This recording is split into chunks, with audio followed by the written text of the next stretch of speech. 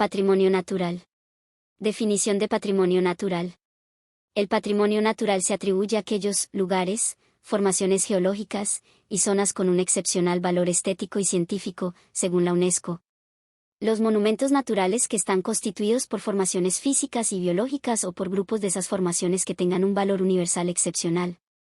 Las formaciones geológicas y fisiográficas y las zonas estrictamente delimitadas que constituyan el hábitat de especies, animal y vegetal, amenazadas. Como también los lugares naturales o las zonas naturales estrictamente delimitadas, que tengan un valor universal excepcional desde el punto de vista científico y de la conservación de la belleza natural. El río Pamplonita. Entre los grandes recursos naturales cuyo valor es incalculable se encuentra el río, que es una fuente de vida y corriente natural de agua que fluye permanentemente y va a desembocar en otros caudales, lagos o en los mares, y en el municipio de San José de Cúcuta se encuentra el río Pamplonita, que se remonta en las épocas cuando la necesidad de transportar el cacao, principal riqueza de la región antiguamente, convirtió el río Pamplonita durante los siglos XVIII y XIX en el eje principal de su economía.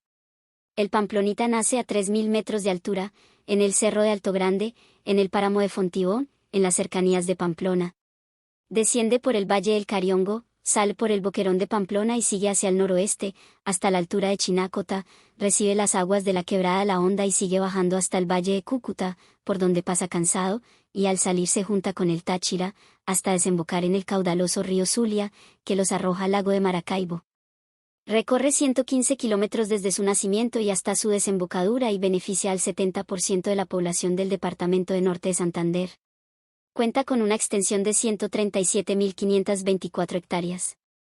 Por su ribera se encuentran gran variedad de flora y fauna. La cobertura vegetal en la cuenca del Pamplonita es representada por bosques secundarios y en ellos conviven mamíferos, anfibios, aves y otras especies. Según la metodología para el acotamiento de rondas hídricas de los cuerpos de aguas de acuerdo a lo establecido en el artículo 206 de la Ley 1450 de 2011 del Plan Nacional de Desarrollo, la ronda hídrica corresponde al nivel del agua del caudal promedio del periodo de retorno de 2.33 años y el segundo a los niveles de aguas máximas, que en Colombia generalmente están asociados a la presencia de la fase fría del ENSO conocido como fenómeno de la Niña, y sus efectos son importantes sobre el clima y la hidrología sobre casi todo el territorio nacional. La modelación hidráulica para los caudales del estudio hidrológico muestra que las secciones están en capacidad de transportar el caudal para el evento extraordinario de un periodo de retorno de 100 años, aunque se ven marcados los procesos erosivos hacia el margen derecho aguas abajo del río Pamplonita. Se evidencia tramos en donde la mancha de inundación para el caudal de un periodo de retorno de 100 años supera la delimitación de los 30 metros al lado y lado de inundación para el caudal de un periodo de retorno de 2.33 años y en algunos tramos en viceversa. Los sectores urbanizados que se ven afectados por los 30 metros de protección son Urbanización Santa Clara, Barrio La Rinconada, Barrio Santa Teresita, Barrio San Luis y Urbanización Villa Camila, todos estos hacia el margen derecho aguas abajo principalmente por la erosión que el flujo genera hacia ese margen. El bosque seco tropical. El bosque seco tropical se define como una formación vegetal que presenta una cobertura boscosa continua y que se distribuye entre los 0 y los 1000 metros de altitud, registra temperaturas superiores a los 24 grados centígrados y precipitaciones entre los 700 y 2000 milímetros anuales, con 1 o 2 periodos marcados de sequía al año. Estos ecosistemas se caracterizan por la diversidad de especies de fauna y flora con distintos tipos de adaptación a su medio ambiente, debido en particular a que están expuestas a regímenes de grave sequía y temperaturas extremas.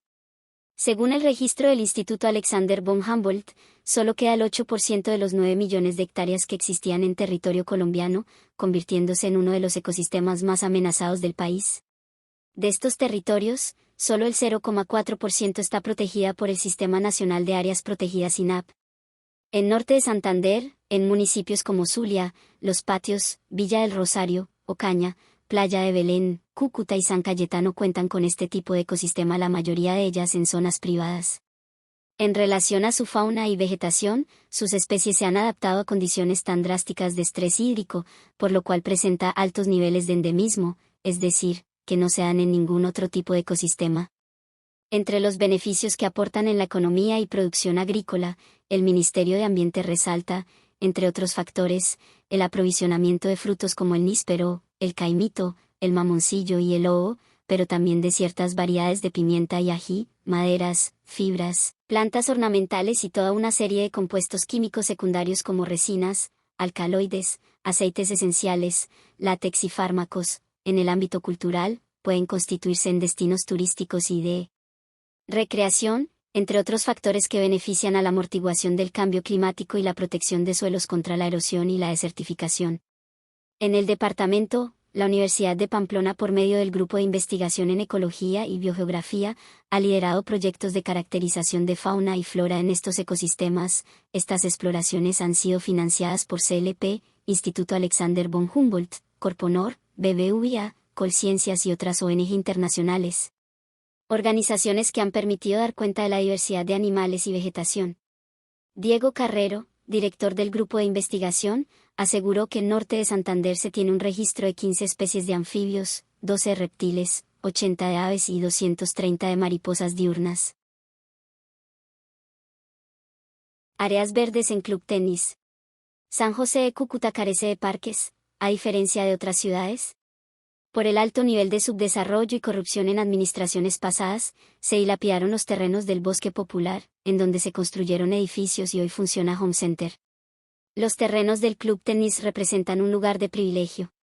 Sabemos que se trata de una propiedad privada, pero también que la propiedad privada tiene una función social y, por lo mismo, implica obligaciones. Además, el derecho a un medio ambiente sano cierra las posibilidades para que los intereses particulares se impongan. Frente a los terrenos del Club Tenis, conocemos la pretensión, la cual es comenzar por urbanizar las 16 hectáreas que colindan con el Colegio Santo Ángel. Si se permite este atropello, después se perderán las 20 hectáreas restantes. El Tribunal Administrativo del Departamento le dio luz verde en diciembre del 2020, autorizando la destrucción arbórea con una compensación ridícula en términos ecológicos. El ideal, pensando en la democracia, dada la carencia de zonas verdes de Cúcuta, sería que esas tierras fueran un parque público, con áreas de esparcimiento, alrededor de los 4.500 árboles que ya existen, a los que podrían adicionarse otros miles bajo siembra planificada. En la zona existen 840 árboles cuyo valor ecológico es incalculable, toda vez que cada uno es capaz de absorber 28 kilos de contaminación anualmente. Ese espacio, rico en fauna y flora, fue considerado área verde de conservación y protección ambiental en el Plan de la Cuenca Hidrográfica del río Pamplonita en 2014. Los cambios de temperatura.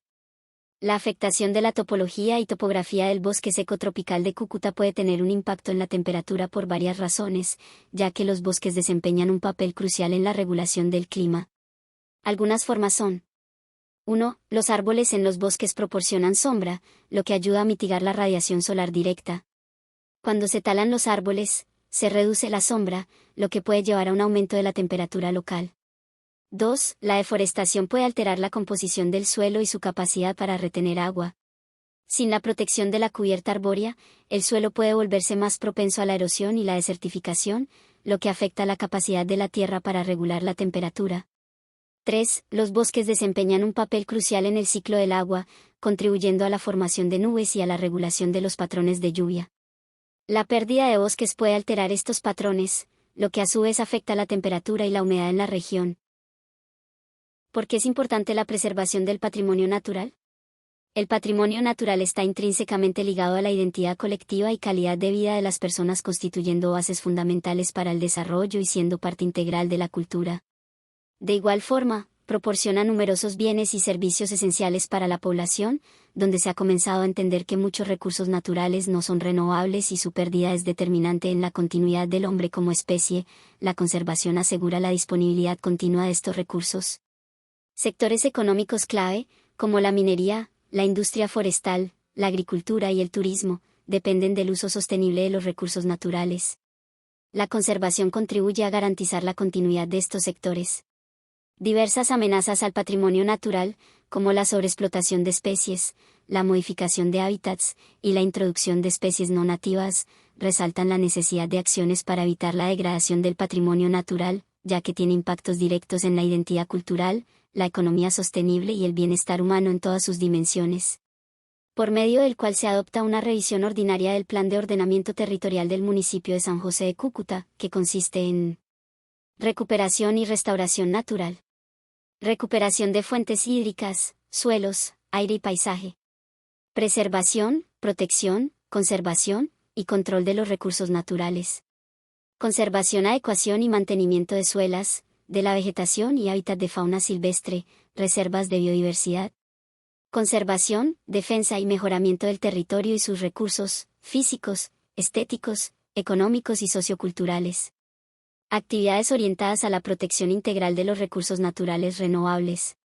Medidas conservacionistas que aseguren la sostenibilidad de los usos dominantes. Rehabilitación ecológica. Restauración paisajística. Control de procesos erosivos. Investigación de especies florísticas y los recursos naturales en general. Control de conformación de taludes para estabilidad de terrenos, polvo, humos y sedimentación. Muchas gracias por su atención.